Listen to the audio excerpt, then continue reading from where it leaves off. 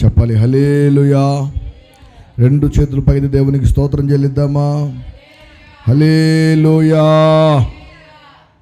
గడచిన మాసము నుండి ఈ 7వ మాసము మొదటి పునరుద్ధానపు కూడిక వరకు దేవుడు చక్కటి ఆరోగ్యం ఇచ్చి క్షేమం ఇచ్చి తన గుడారములో మనల్ని కాచి కాపాడారు. రెండు చేతులపై దేవునికి స్తోత్రం చెల్లిద్దామా? బిగ్గరగా చెప్పాలి హల్లెలూయా. మనకంటే గొప్పవారు ఈ లోకాన్ని విడిచినప్పటికీ అయోగ్యులమైన మన పట్ల దేవుడు తన కృపను మానక చూపుతూ వస్తున్నారు. రాత్రి మీ కొరకు నేను ప్రార్థన చేస్తున్నప్పుడు ఒక మాట నాకు బైబిల్లో నుంచి జ్ఞాపకం వచ్చింది. చూడండి, ఆ మాట జకరియా గ్రంథము 9వ అధ్యాయము 11వ వచనం, 11వ వచనం, 12వ వచనం నేను చదువుతున్నాను. బంధకములో పడుండియు నిరీక్షణ గలవారులారా, మీ కోటను మరలా ప్రవేశించుడి, రెండింతలుగా మేలు చేసేదనని నేడు నేను మీకు తెలియజేయుచున్నాను. దేవునికి స్తోత్రం. హల్లెలూయా. మీ తలలు పైకెత్తండి. మరొక్కసారి నేను చదువుతున్నాను. బంధకములో పడి ఉండియు నిరీక్షణ గలవారులారా, మీ కోటను మరలా ప్రవేశించండి అంటే ఇంతకుముందు వీళ్ళు ఎప్పుడో ప్రవేశించి ఉన్నారు. అర్థమవుతుందా? మరలా ప్రవేశించండి అంటున్నాడు. బంధకాలలో ఉండి నిరీక్షణ చేత కలిగి ఉన్నవారులారా, ఏ కోటలోనైతే మీరు ప్రవేశించి కన్నీరు కార్చి వెనకడుగు వేశారో, ఏ కోటలోనైతే మీరు నిరాశ చేత వెనకడుగు వేసి మీరు కన్నీటి ద్వారా కృంగిపోయి ఉన్నారో, నేను మీకు చెప్తున్నాను, మీరు మరలా ప్రవేశించండి. కొట్టు చప్పట్లు ఒక్కసారి. హల్లెలూయా, హల్లెలూయా. మీరు మరలా ప్రవేశించండి. నేను మీకు ఏం చెప్తున్నారు? రెండంతలుగా నేను మీకు నేను మేలు చేస్తానని నేడు దేవునికి స్తోత్రం. ఈరోజు ఆయన మనకు చెప్తున్న వాగ్దానం ఏమిటంటే, ఈ 7వ మాసానికి నేడు నేను మీకు మేలు చేసేదను. Praise the Lord. మనం ఆరాధించే దేవుడు ఎవరయ్యా అంటే కీడు చేసేవాడు కాడు. మనం ఆరాధించే దేవుడు మనకు నష్టము వాటిల్లేటట్లుగా చేసేవాడు కాడు. ఆయన చెప్తున్న మాట, ఏ బంధకములోనైతే మీరు నిరాశ చేత కట్టబడి ఉన్నారో, ఏ బంధకము ద్వారా మీరు కన్నీరు కార్చి కృంగిపోయి ఉన్నారో, ఆ బంధకములోనికి నేను మిమ్మల్ని విడిపించాను. మీరు తిరిగి మరలా మీ కోటలో ప్రవేశించండి. Praise the lord. Hallelujah, hallelujah. ఎక్కడైతే అవమానము చెంది ఉంటామో దానిని బాగా గుర్తుపెట్టుకుంటాం మనం. మనిషికి బాగా గుర్తుండేది ఏంటి చెప్పండి? ఆనందం గుర్తుపెట్టుకుంటారా? కన్నీరు గుర్తుపెట్టుకుంటారా? ఎవరైనా మిమ్మల్ని ఒక మాట తూలి మాట్లాడితే మరొక్కసారి వారితో మాట్లాడమంటే ఏమంటాం? పాస్టర్ గారు, ఆమెకి నాకు మా ఇద్దరికి పడదండి. మీ ఇద్దరం పచ్చగడ్డేస్తే ఏముంటుంది? ఏమండి, అసలు పచ్చగడ్డి ముట్టుకుంటుందా? ఇలా గడ్డి ఎత్తే చాలా బగ్గుమని ముట్టుకుంటుందట. నా దేవుడు చెప్తున్నాడు, వెనకున్న వాటిని మరచి ముందున్న వాటి కొరకు మీరు వేగిరపడి పరిగెత్తగలిగితే నేను మీకు మేలు చేయబోతున్నాను. Praise the Lord. ఈ 7వ మాసములో ఆయన మనకు చెప్తున్న వాగ్దానము, నేడు నేను మీకు మేలు చేస్తాను. ఎప్పుడు చేస్తాడట? రేపు పొద్దున్న చేస్తానన్నాడా? ఒక 10 వారాలు నా మందిరికి వస్తే మేలు చేస్తానని చెప్పాడా? ఏమండి 4 వారాలు కొండ చుట్టూ తిరిగితే మేలు చేస్తానని చెప్పాడా? లేదు, నేను అన్నంత దూరాన ఉంటాను, మీరు కాలి నడకలో రండి, చెప్పులు లేక నడవండి, బట్టలు లేకుండా రండి అన్న దేవుడు ఏమన్నా మిమ్మల్ని పిలిచాడా? ఆయన చెప్తున్న మాట, నేను మీకు మేలు చేయబోతున్నాను. ఎప్పుడు మేలు చేస్తాడయ్యా? ఎప్పుడు? ఈరోజే. దేవునికి స్తోత్రం. నువ్వు విశ్వసించగలిగితే, నువ్వు దేవుని మీద నమ్మకం ఉంచగలిగితే, ఈ ఆదివార దినాన నువ్వు దేవుని మందిరంలో ఆరాధించి తిరిగి ఇంటికి వెళ్తుండ తోడగానే ఘనమైన కార్యము చేయగలిగిన వాడు నేను ప్రకటిస్తున్న నజరేయుడైన యేసు. విడిచిపెట్టేవాడు కాడు ఆయన. శ్రమలున్నాయని, సమస్యలున్నాయని నీ వైపు చూడక ముఖము చాటు వేసేవాడు కాడు. నిందల మధ్య, అవమానాల మధ్య కృంగిపోతున్నారని వెనకడుగు వేసేవాడు కాడు. ధైర్యము కలగ చేస్తూ ఆయన చెప్తున్న ధైర్య సంబంధమైన మాట ఏమిటంటే, బంధకములో ఉన్నవారులారా నేను మీకు మేలు చేయబోతున్నాను. ఏమిటా బంధకం? కొంతమందికి అప్పులే ఒక బంధకం, కొంతమందికి కుటుంబం ఒక బంధకం, కొంతమందికి వ్యాపారం ఒక బంధకం, కొంతమందికి చేస్తున్న చేతి పనులు ఒక బంధకం. అవునా కాదా? ఏంటమ్మా ఏ ఉద్యోగం చేస్తున్నావంటే కొంతమంది చెప్పే మాట, ఏదోలో పాస్టర్ గారు నా కర్మ కొద్దీ. ఏటట? దేని కొద్ది ఉద్యోగం చేస్తుందట? ఎందుకు కర్మ? నెలకు 70,000 జీతం ఇస్తున్నాడు, నెలకు 60,000 జీతం వస్తుంది, నెలకు 30,000 జీతం వస్తుంది, కానీ ఆమె చెప్పే మాట నా కర్మ. కారణం ఏంటి? ఏమి లేదు, ఆమెకి మేలు కలిగిన మార్గము లేదు. దేవునికి స్తోత్రం. హల్లెలూయా. నేను ఒక ఇల్లు ఓపెనింగ్కి వెళ్ళానండి. ఆ ఇల్లు ఓపెనింగ్కి వెళ్తే ఆ ఇల్లు చూసినప్పుడు సువిశాలమైన సుందర భవనం. నాకు అనిపించింది, ఇలాంటి ఇల్లు ఒకటి కట్టుకొని చచ్చిపోతే బాగుంటుంది. మళ్ళీ నా మైండ్ మాట్లాడింది, కట్టుకొని ఉండాలి కానీ కట్టుకొని చచ్చిపోయేది ఎందుకు అనుకున్నా. దేవునికి స్తోత్రం. అడుగు పెడితే లైట్లు వెలుగుతున్నాయి. ఇప్పుడంతా మోడల్ వచ్చేసింది. ఏంటిది? సన్సైర్. అర్థమవుతుందా? కరెంటు బిల్లు ఎక్కువ రాకుండా అంట మనిషి రాగానే లైట్ వెలిగిద్ది, మనిషి పోగానే లైట్ ఆరిపోద్ది. ఆ ఇల్లంతా విచిత్రంగా ఉంది. నాకు ఒక పక్క చేయి పెడితే కూలింగ్ వాటర్ వస్తున్నాయి, మరొక పక్క చేయి పెడితే వేడి నీళ్ళు వస్తున్నాయి. తిప్పుకునే పని కూడా లేదు. ఆ ఇల్లు కట్టిన యజమాని పిలిచి అడిగాను, అన్నా ఎంత ఖర్చు అయిందన్నా? అన్న 1.5 ఖర్చు అయింది పాస్టర్ గారు అన్నాడు. చాలా బాగుందన్న. వెంటనే ఆయన ఏం చెప్పాడు తెలుసా? ఛీ, ఇది ఇల్లా అన్నాడు. అదేంటి అంత మాట అన్నావు? ఎంత పెద్ద ఇల్లు కట్టావు, ఈ ఓపెనింగ్కి ఎంతమందిని పిలిచావంటే ఆయన చెప్పే మాట, ఇది నాకు ఇల్లు లాగా లేదు పాస్టర్ గారు, ఇది ఒక నరకం లాగా ఉంది. కారణం ఏంటి? నాకు అనిపించింది, ఇతడు ఇల్లు అయితే కట్టుకున్నాడు కానీ హృదయం అనబడే గుడారంలో అతనికి మనశ్శాంతి లేదు. రోజు సర్వ మానవుడు ప్రయాసపడుతున్నాడు. దేనికో తెలుసా? ఎక్కడికి వెళ్తే నాకు మనశ్శాంతి దొరుకుతుంది. ఏమండి, ఉదయాన్నే మార్కెట్కి వెళ్తే నీకు కావాల్సిన చక్కటి కూరగాయలు దొరుకుతాయి. లేదు, ఆదివారం పూట పెందల కాడే సిద్ధపడి వెళ్తే మంచి మటన్ దొరుకుతుంది. ఇక రకరకాల మాసాలు మొత్తం అందుబాటులో ఉంటాయి నువ్వు తినాలనుకుంటే. అవునా కాదా? ఎక్కడికైనా వెళ్ళి ఒక 50 రూపాయలు 200 రూపాయలకి మనశ్శాంతి కొనుక్కొచ్చుకోండి. ఏంటిది? మనశ్శాంతి ఎక్కడ దొరుకుతుంది? ఈరోజు ప్రతి మానవుడు ప్రయాసపడుతున్నారు, పరిగెత్తుతున్నాడు. దేనికో తెలుసా? నాకు మనశ్శాంతి ఎక్కడ దొరుకుతుంది?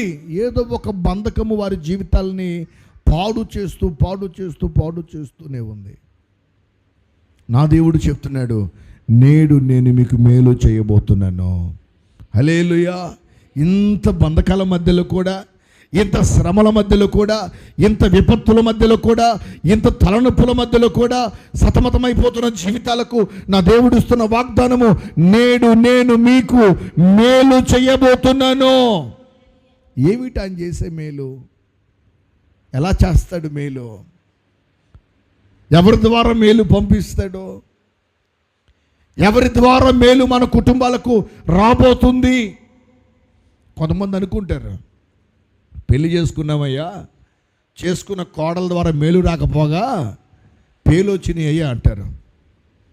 స్తోత్రం, హల్లెలూయా. మేలు రాకపోగా కీడు వచ్చిందని చెప్తారు. మరి కొంతమంది అంటారు, అల్లుడు వస్తాడనుకుంటే యముడు వచ్చాడని చెప్తారు. చెప్పేవారు లేరనుకుంటున్నారా మీరు? నిద్రపోయేంత ఒకసారి దేవునికి స్తోత్రం చెల్లించండి. అది పరిస్థితి. స్తోత్రం, హల్లెలూయా. చూడండి, ద్వితీయోపదేశ కాండము 28వ అధ్యాయము 11వ వచనం. ద్వితీయోపదేశ కాండము 28వ అధ్యాయము 11వ వచనం. మరియు యెహోవా నీ పితరులతో ప్రమాణము చేసిన దేశమున యెహోవా నీ గర్భఫల విషయములోను, నీ పశువుల విషయములోను, నీ నేల పంట విషయములో నీకు సమృద్ధిగా మేలు చేయును. కొడు చప్పట్లు ఒక్కసారి. హల్లెలూయా, హల్లెలూయా. సమృద్ధైన మేలు ద్వారా ఆయన తృప్తిపరుస్తాడట. నీ పితరులతో ఒక ప్రమాణం చేశాడు ఆయన. నీ పితరులకు ఒక వాగ్దానం చేశాడు. ఏమిటో తెలుసా వాగ్దానము? నేను నిన్ను విస్తరించుతున్నాను, ఇసుక రేణుల వలె నీ సంతానాన్ని నేను విస్తరిస్తాను. ఆమేన్. ఆ దేవుడే చెప్తున్నాడు, ఒకటి, నీ గర్భఫలాన్ని నేను నీకు ఇవ్వబోతున్నాను. ఆమేన్, ఆమేన్ చెప్పండి ఒక్కసారి. విశ్వసించేవారు ఆమేన్ చెప్పండి ఒక్కసారి. నా దేవుడు చెప్తున్నాడు, నీ గర్భఫలాన్ని నేను ఆశీర్వదించబోతున్నాను. ప్రైజ్ ది లార్డ్, హల్లెలూయా. నీకు నీ కడుపుకు పుట్టిన సంతానానికి నేను దీవెన ఇవ్వబోతున్నాను. చాలామంది చెప్పే మాట, మా పిల్లలు మా మాట, మా పిల్లలు మా మాట వింటున్నట్లే ఉంటున్నారు. పక్కకు పోగానే చెప్పండి, మీ పిల్లలు మీ మాట వింటున్నారా? మీరు ధన్యులు. దేవునికి స్తోత్రం, హల్లెలూయా, హల్లెలూయా. చాలామంది మాట వినరు. ఏం వినరు? మాట వినరు. వినని వారిని నా దేవుడు చెప్తున్నాడు, నేను మిమ్మల్ని ఆశీర్వదించబోతున్నాను. హల్లెలూయా, హల్లెలూయా. ఆయన ఆశీర్వదిస్తాడట. ఎలా ఆశీర్వదిస్తాడు? ఒకటి, నీ గర్భఫలాన్ని ఆశీర్వదించబోతున్నాడు. ఒకవేళ మొయ్యబడిన గర్భం ఉంటే నా దేవుడు తెరవబోతున్నాడు, ఆయన తాకబోతున్నాడు. నా దేవుడు గర్భము ఫలము ద్వారా నిన్ను ఘనపరచబోతున్నాడు. Praise the lord. విశ్వసించి ఆయన మీద మనం ఆనుకోవాలి. ఎవరి మీద? మనుషుల మీద ఆనుకున్నావు అనుకో, వాడు ఏదో ఒక రోజున మంచిగా మన ఇంట్లో కూర్చొని ఉంటే ఒక అమ్మాయిని తీసుకొని వచ్చి ఒప్పుకోవటం వాళ్ళమ్మ. నేను గబగబ రూమ్లో నుంచి లేచి వచ్చి, ఏంది ఒప్పుకోమంటున్నా, ఏందక్క అన్న. ఏం లేదయ్యా, మేము పెళ్లి సంబంధం తెచ్చాం, ఈ అమ్మాయి ఒప్పుకోనంటే ఒప్పుకోని అంటుంది. ఏందమ్మా, ఏమైందమ్మా అన్న. ఏం లేదన్నయ్య, నాకు ఇంట్రెస్ట్ లేదన్నయ్య అంది. నాకు అర్థమైంది. మా అమ్మను పక్కకి పిలిచి చెప్పా, ఈ అమ్మాయి మైండ్లో ఎవరో ఉన్నారు అన్న. అబ్బే, వాళ్ళ అమ్మ అంటుంది, మా అమ్మాయి అలాంటిది కానే కాదు పాస్టర్ గారు, మా అమ్మాయి మీద నింద మోపావు నువ్వు అంది. అమ్మ, నాకేం తెల్లి అవసరం? నేను నిద్రపోయే వ్యక్తిని రాత్రిపూట 11 గంటలు తీసుకొని వచ్చి ఒప్పుకో అంటే ఎవరైనా లేవకుండా ఉంటారా? ఆయన ఈ టైంకి ఎందుకు వచ్చావంటే ఆమె మళ్ళీ మెనూ చెప్తుంది. నాకు షాప్ అయిపోయేటప్పటికి 11 అయింది, నేరుగా ఈ పిల్లల చుట్టుపక్కల ఎడకి లాక్కొని వచ్చానంది. లాక్కొని వస్తేవి ఒప్పుకొని పెద్దగా అంటుంటివి, గబక్కని లెగిస్తుంది. నా నోరు తొందర, నేను నోరు మూసుకొని గమ్ముకు వినొద్దు, వినకుండా అమ్మాయి ఎవరైనా ప్రేమించావన్నా ఆ అమ్మాయి చెప్పేలోపు వీళ్ళమ్మ మా అమ్మాయి మీద నింద మోపుతారా మీరు? అమ్మ నింద మోపటం కాదమ్మా, మీరేమో మంచి సంబంధం అంటుంటారు, ఈ అమ్మాయి వద్దు అంటున్నా. ఎవరైనా ఏమంటారు, అమ్మ నీ మనసులో ఇంకెవరున్నారో చెప్పమ్మా అంటాం తప్ప. అందరు నిద్రపోగానే ఆటో ఎక్కి యేసునామంలో వెళ్ళిపోయింది అక్కాయి. దేవునికి స్తోత్రం. హల్లెలూయా, హల్లెలూయా. ఆలమ్మేమో మా మీద నింద మోపారు అంది. మధ్యాహ్నం 2 గంటలకి పోలీస్ స్టేషన్ నుంచి ఫోన్ వచ్చింది వాళ్ళ అమ్మకి, మీ అమ్మాయి ఒక అబ్బాయిని తెచ్చుకుందని. నేను పడిపోయాను. పడిపోతే ఊరికి ఎక్కువ, లెగితే ఊరికి ఎక్కువ. నీ గర్భఫలము నీ మాట వినాలి అంటే, దేవుడిచ్చిన గర్భఫలము నీ మాట వినాలి అంటే నీవు దేవుని యొక్క క్రమశిక్షణలో వారిని పెంచగలగాలి. ఆమేన్, హల్లెలూయా. కుమారులు యెహోవా అనుగ్రహించు స్వాస్థ్యము, గర్భఫలము ఆయన ఇచ్చు. ఏంటిదట? కుమారులు యెహోవా అనుగ్రహించు స్వాస్థ్యము, గర్భఫలము ఆయన ఇచ్చు బహుమానం. ఆ బహుమానం ఎలా పెంచాలి మనం? నాకు అన్నీ చెప్తావు కదా తల్లి, ఇప్పుడు చెప్పండి. ఆ మాట ఎందుకు చెప్పింది ఈ అమ్మాయి? ఏమండే పోలీస్ స్టేషన్ ఫోన్ రాగానే ఇప్పుడు ఏడుతుంది, నాకు అన్ని మాటలు చెప్తుంది అయ్యా, ఈ మాట చెప్పలేదయ్యా. నేను చెప్పా రాత్రి నేను చెప్తే ఏమన్నావు?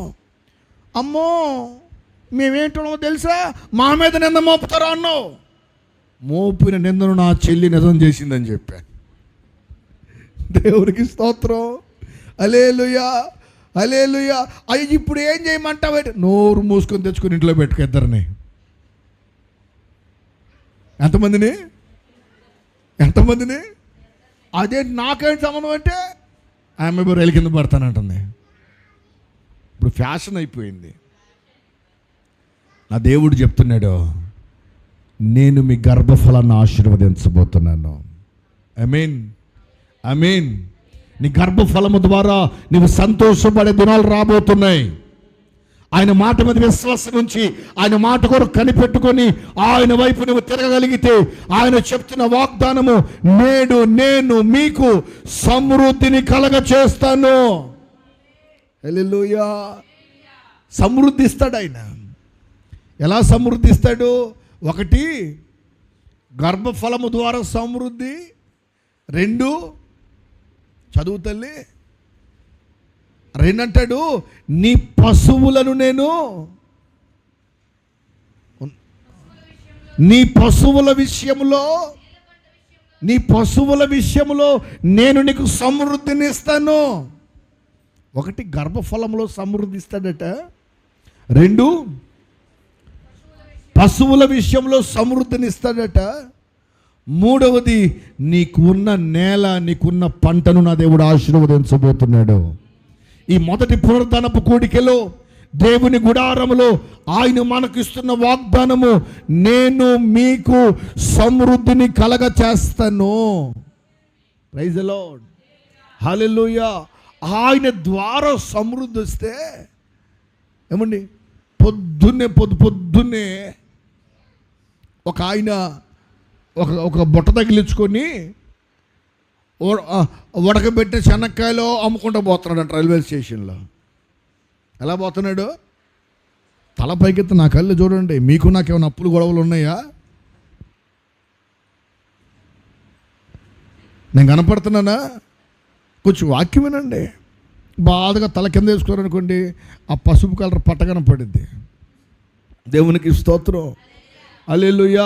కొంచెం బలిపీఠం వైపు చూస్తే, నేను మీ కళ్ళు చూస్తే మీరు ఎట్లా వాక్యం వింటారో నాకు అర్థమైంది. పొద్దున్నే పోతున్నాడు రైల్వే స్టేషన్లో, ఉడకబెట్టి శనక్కలంట పోతున్నాడు. ఒకడు స్కూల్కి వెళ్ళే పిల్లోడు నేరుగా కనపడకుండా బుట్టకు తగిలాడంట. శనక్కాయలు మొత్తం కింద పడ్డాయి. ఈయన వాడిని కొట్టలేడు. ఇక మొత్తానికి గబగబా వాడు పిల్లోడు ఇద్దరు కలిసి ఆ శనక్కాయల బుట్ట మొత్తం మరలా నింపారట. నింపగానే ఆయన బొడ్డోని పిలిచారు. బొడ్డోడు ఎట్టారా అన్నాడట. ఏంటి తాత అన్నాడట. ఏం లేదురా, నాతో పాటు నువ్వు కూడా కష్టపడ్డావు, 4 చెనక్కాయలు తీసుకురాడట. ఆడంటాడంట, నాకొద్దనే వద్దంటాడంట. అదేంటారు, నువ్వు కష్టపడ్డావు, 4 చెనక్కాయలు తీసుకో, ఇగో తీసుకో పట్టుకో. వాడంటాడు, నాకొద్దా అంటాడంట. సరే నువ్వు మొహమాటం పడుతుంటున్నావులే, ఇట్లా కొంచెం జోబు పట్టంటే ఫస్ట్ ఈ జోబు పట్టాడంట, తర్వాత మళ్ళీ ఈ జోబు పట్టాడంట. తాత కొంచెం పైన పోయాడంట. ఆయన ఉండి నవ్వుతా, అరే ఫస్ట్ తీసుకోమంటే ఏమన్నావు, వద్దు అన్నావు. మళ్ళీ నేను జేబులో పోస్తా రానంగానే ఎన్ని జోబులు పెట్టావు, 3 జోబులు పెట్టావు. ఏంద్రా లాజిక్ అన్నాడంట. ఆడు చెప్పాడంట, లాజిక్ నీ బొందా, నా చెయ్యి అంత చెయ్యి, నా చెయ్యి అంత చెయ్యి, బొడ్డ చెయ్యి పట్టుకుంటే ఎన్ని వస్తాయి? ఏమండి యేసుపాద గారు, ఎన్ని వస్తాయి? 4, 2, 5 వస్తాయి. అదే నువ్వు ఇచ్చావనుకో, అర్థమవుతుందా? మన దేవుణ్ణి ఒకటే అడుగుతాం, అయ్యా ఆ ఒక్కటి అయ్యా అంటే. నా దేవుడు అంటాడు, నీ గర్భఫలాన్ని ఆశీర్వదిస్తాను, నీ పశువుల మందను ఆశీర్వదిస్తాను, నీ పాడి పంట ఆశీర్వదిస్తాను, నీకు కలిగిన సమస్తమును నేను ఆశీర్వదించబోతున్నాను అని నేను చెప్తుంటే నువ్వేమంటావు? నాకు ఒక్క దీవించాలయ్యా. ప్రైజ్ ది లార్డ్, హల్లెలూయా, హల్లెలూయా. యాకోబును దేవుడు ఆశీర్వదించాలనుకున్నప్పుడు యాకోబు తొందరపడ్డాడు. ఒకవేళ దేవుడు యేసోబును ఆశీర్వదిస్తాడేమో, నన్ను కనుక ఆశీర్వదించకుండా యేసేపును ఆశీర్వదిస్తే వాగ్దాన ఫలాలు మొత్తము యేసేపుకు సొంతమైపోతాయేమో అని యాకోబు తొందరపడ్డాడు. దేవుడు దీవించే వరకు యాకోబు నిలబడలేకపోయాడు. దేవునికి స్తోత్రం, హల్లెలూయా, హల్లెలూయా. అర్థమైంది మీకు ఎందుకు చెప్తున్నాను ఈ మాట? దేవుడు దీవించే వరకు యాకోబు నిలబడలేకపోయాడు. ఈలోపు తల్లి మాట విన్నాడు, తొందరపడ్డాడు, ఇస్సాకు దగ్గరికి వెళ్ళాడు. ఏదో ఒక విధంగా ఆశీర్వాదాలు కొట్టివేయాలని ఆలోచించి ఆశీర్వాదాలు తెచ్చుకున్నాడు. కానీ యాకోబు జీవితంలో మనశ్శాంతి లేదు. ఆశీర్వాదాలు పొందగలిగాడు కానీ మనశ్శాంతి కలిగిన వాడే నిలబడలేకపోయాడు. పరిగెత్తుకుంటూ లాబాను ఇంటికి వెళ్ళాడు. అవునా కదా? లాబాను దగ్గరికి వెళ్ళి కొలువులు చేయటం ప్రారంభించాడు, పని చేయటం ప్రారంభించాడు. కారణం ఏమిటంటే దేవుడు ఆశీర్వదించే వరకు యాకోబు ఆగలేక తొందరపడ్డాడు. నా దేవుడు మన మీద ఉన్నతమైన ఆలోచన కలిగి ఉన్నాడు. ఆమేన్. ఉన్నతమైన దర్శనం కలిగి ఉన్నాడు, ఉన్నతమైన నిర్ణయాలు కలిగి ఉన్నాడు. ఈరోజు చాలామంది ఆ ఉన్నతమైన నిర్ణయాలు కొరకు నిలబడలేక తొందరపడి దేవుని నీతిని, దేవుని రాజ్యాన్ని పాడు చేసుకుంటున్నారు. ప్రైజ్ ది లార్డ్, హల్లెలూయా. ఎప్పుడు నా దేవుడు ఆశీర్వదిస్తాడు, ఎప్పుడు దీవిస్తాడు అంటే చూడండి, ఇదే ద్వితీయోపదేశకాండము 6వ అధ్యాయము 24వ వచనం చదవండి.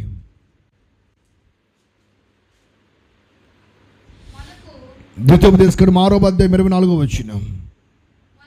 మనకు నిత్యము మేలు కలుగుటకై. ఎప్పుడండి మేలు? ఎలా మేలు? మనకు నిత్యము మేలు కలుగుటకై యెహోవా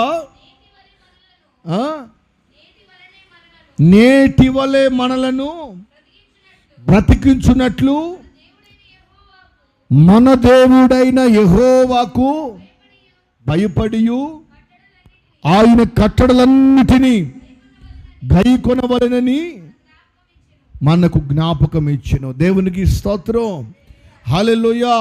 ఎప్పుడు దీవించడం ప్రారంభిస్తాడు అంటే ఆయనకు నీవు భయపడినప్పుడు. దేవునికి స్తోత్రం. ఎవరికి భయపడినప్పుడు? మా అత్త మామకి నేను భయపడినా, ఏమండి, మా తల్లిదండ్రులకి నేను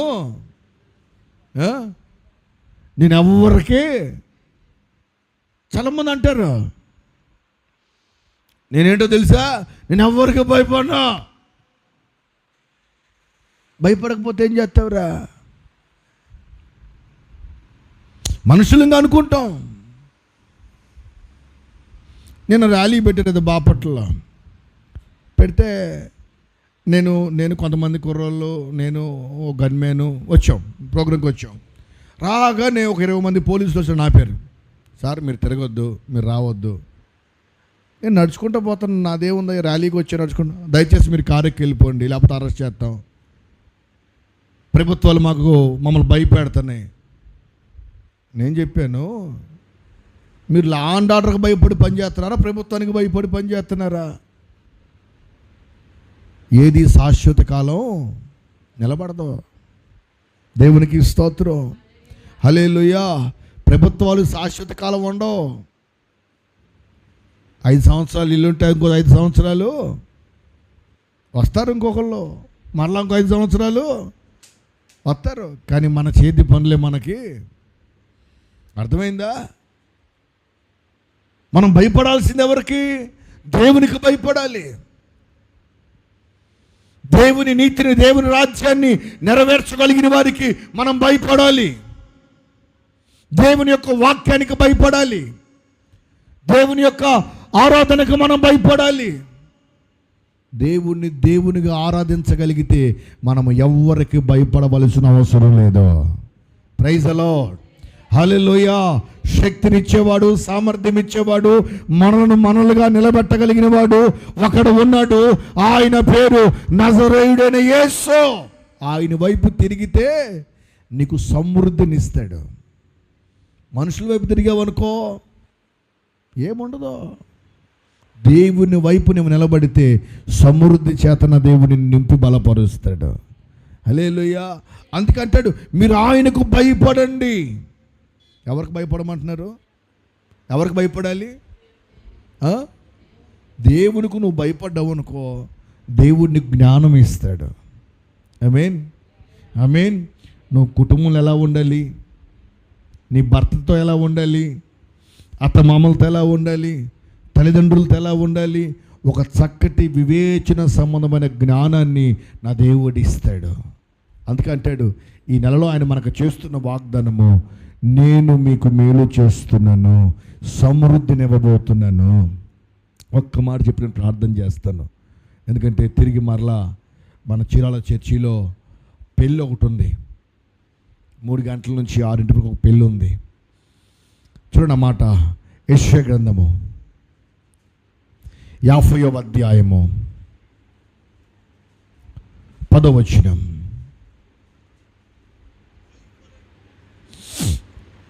యెషయా గ్రంథం 50వ అధ్యాయము. యెహోవాకు భయపడి, ఎవరికి భయపడి? యెహోవాకు భయపడి ఆయన సేవకుని మాట వినినవాడు వెలుగులోనికియు చీకట్లో నడుచువాడు యెహోవా నామములో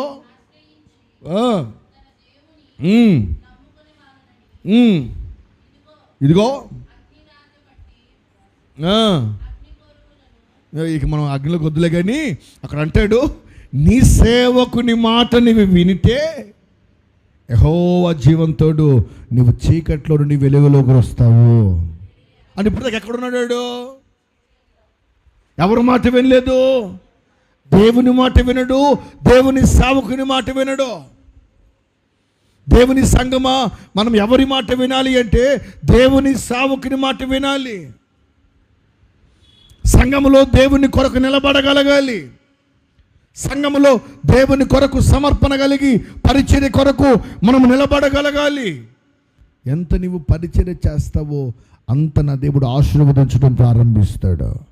ప్రైజ్ ది లార్డ్, హల్లెలూయా. ప్రప్రదమైన ఆశీర్వాదము పరిచర్య ద్వారానే అనేక మంది అనుభవించారు.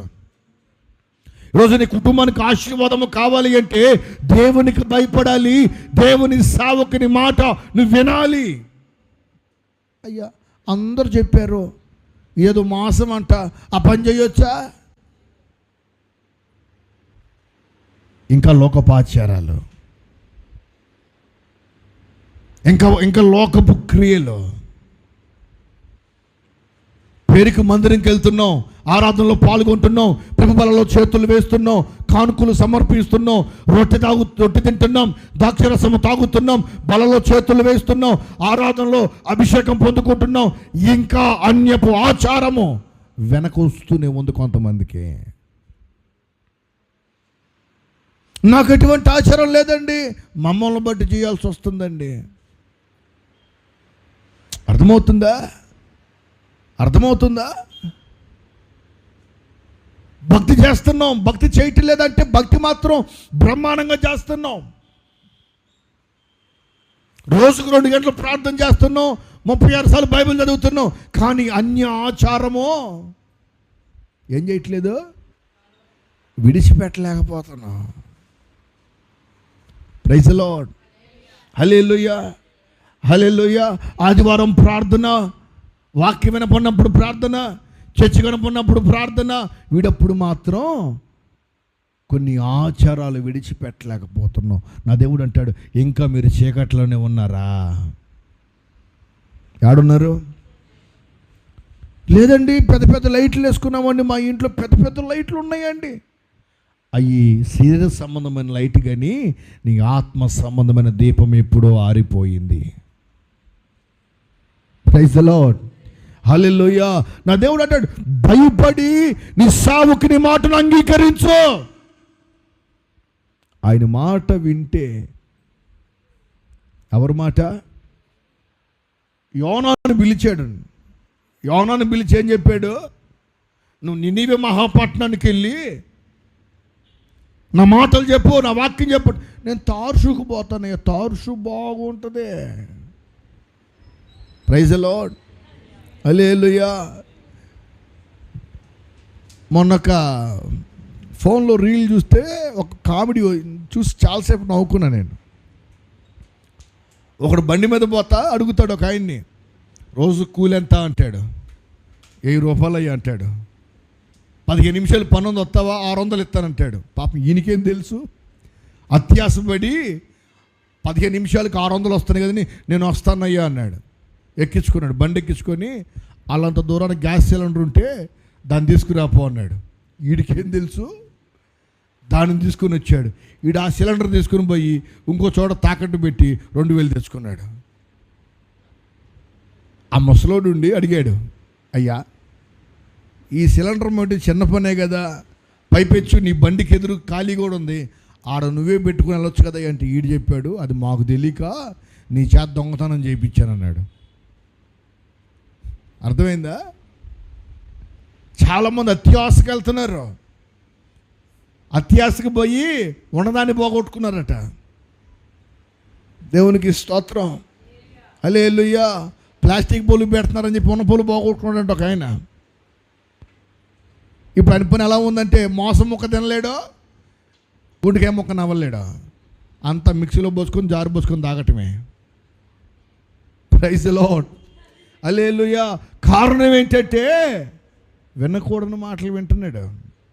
నేను చెప్తాను, మీరు నిజంగా దేవునికి భయపడితే, నిజంగా నీ సావుకుని మాటని వినగలిగితే, నా దేవుడు చెప్తున్నాడు, నేను మీకు సమృద్ధినివ్వబోతున్నాను, నేను మీకు సమృద్ధి చేత మిమ్మల్ని తృప్తిపరచబోతున్నాను, సమృద్ధి చేత మిమ్మల్ని నేను నింపబోతున్నాను. ఆ కృప దేవుడు మనందరికి అనుగ్రహించునుగాక. ఉన్న పాటని మోకరించని ప్రార్థన చేద్దాం.